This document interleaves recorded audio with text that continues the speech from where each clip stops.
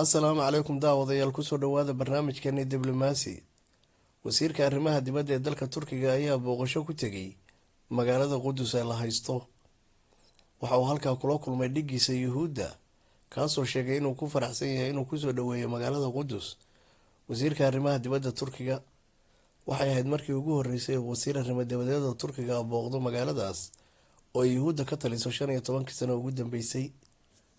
Waxa uu sheegay wasiirka arrimaha dibadda Yuhuudda inuu aad ugu faraxsan yahay inuu kusoo dhaweeyo dhigiisa dalka Turkiga magaalada Qudus.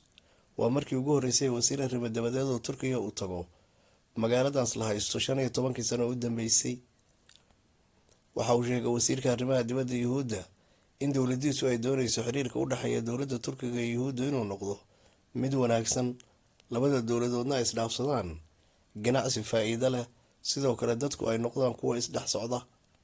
Dhanka kale, wasiirka arrimaha dibadda ee Turkiga waxa uu sheegay in dowladdiisu diyaar u tahay tallaabo walba loo qaadayo dhanka horumarka, arrintana lagu wada xalinayo si wada hadal ah.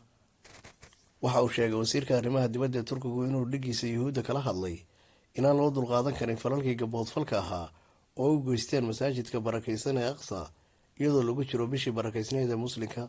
In ka badan 3 jeer ayaynu ognahay inay Yuhuuddu weerareen bishii barakaysnayd masaajidkaas.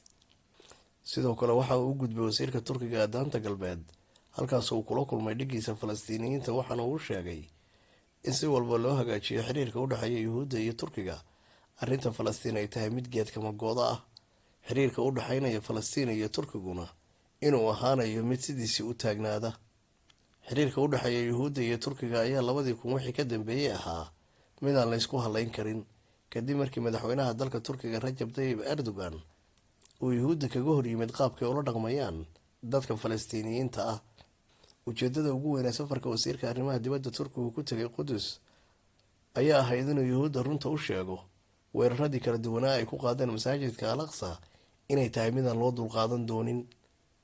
Tallaabadaasu ay ka gaabiyeen dowladaha Carabta ah.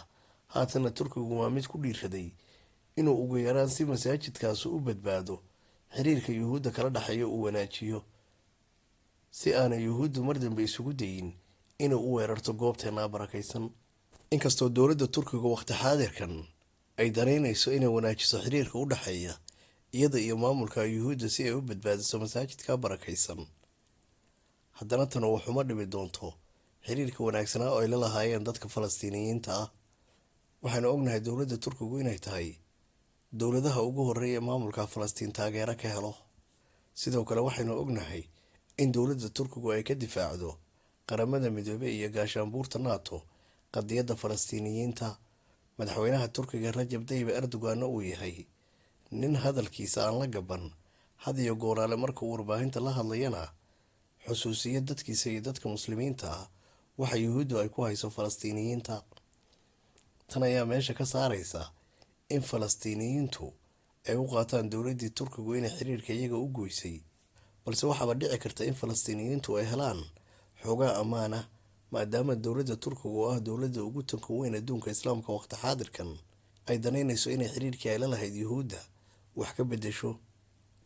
Ugu yaraana waxaa la hubaa Yuhuuddu inaanay kula degdegi doonin weerar ay ku qaado masaajidka barakaysan ee Al-Aqsa, maadaama dowladda Turkigu aanay ka yeeli doonin ugana fadhido jawaabo ku filan haddiiba xiriirkooda kusoo noqdo sidii hore u ahaan jiray. daawada fadlan muuqaalka like saar, mahadsanid.